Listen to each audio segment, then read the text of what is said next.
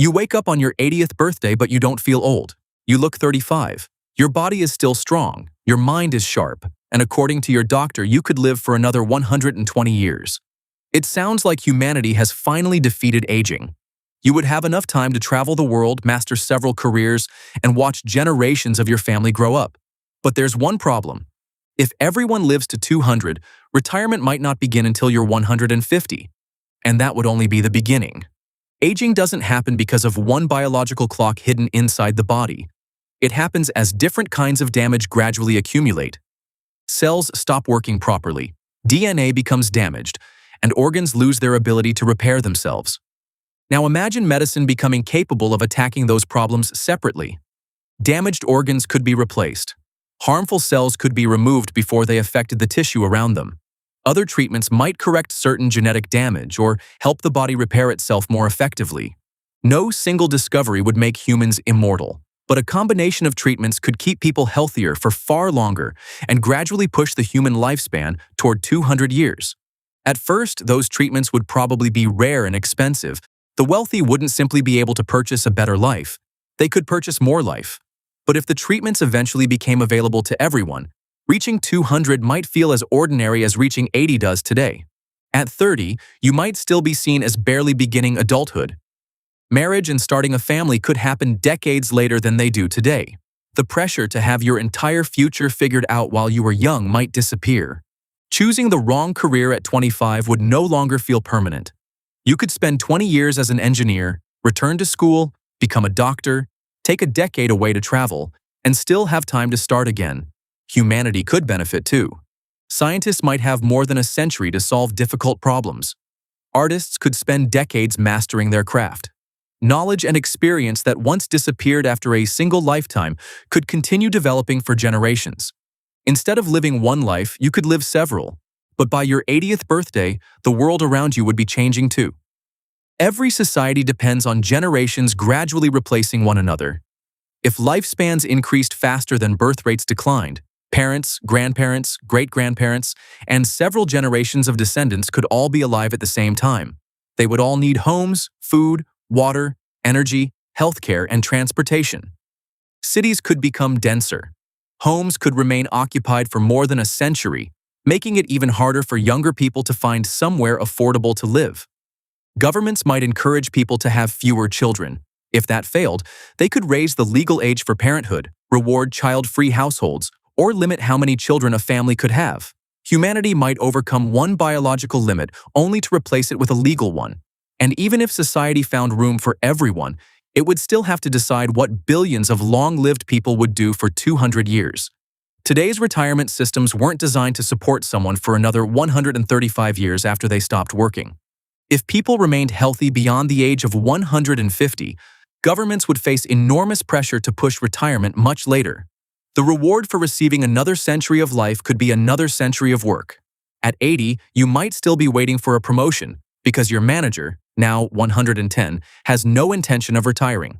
Younger workers would compete against people with 60 or 80 years of experience, while senior positions remained occupied for generations. Work might eventually be redesigned around several careers. You could work for 25 years, take 5 years away, retrain, and begin again.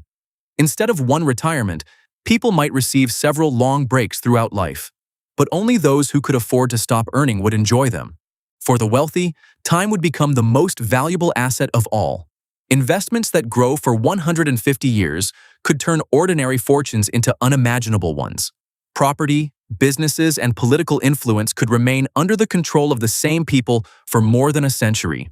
At age 100, you might still be waiting to inherit the family home because your parents, now 140, still live there. Governments could respond with higher wealth taxes or limits on property ownership, but people who spent a century building their fortunes wouldn't surrender them quietly. The fight over longer life would become a fight over who controlled the future.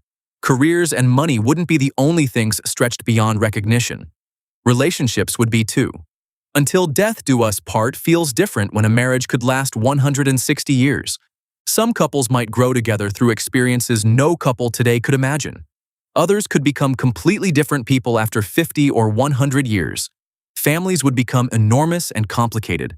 A parent at age 140 might still try to control the decisions of a child who had reached 100. And living to 200 wouldn't guarantee that everyone you loved reached 200. Accidents, violence, disease, and unequal access to treatment would still exist. Losing a partner at 40 could mean carrying that grief for another 160 years. Longer life could also mean living much longer with loss. By the time you reached 130, some of the same people who held power during your youth might still be shaping the world. A politician could remain influential for a century. Even with term limits, former leaders could control parties, businesses, and institutions from behind the scenes. In a dictatorship, one ruler might remain in power for 100 years. Long life could also produce more experienced leaders. Someone expecting to live another century might care more about climate change, national debt, or the long-term consequences of war, because they would personally experience the results. But experience doesn't guarantee wisdom. Progress often happens when a new generation challenges ideas the previous one refused to release. If the same people controlled society for 150 years, humanity could gain more time while losing its ability to change. Then, at 150, you might face the quietest consequence of all. Life could lose its urgency. Why start a business today when you could do it in 20 years? Why repair a relationship now when there will always be another decade? Why pursue your dream at 30 when you could wait until 80? "I'll do it someday" could become a habit lasting half a century.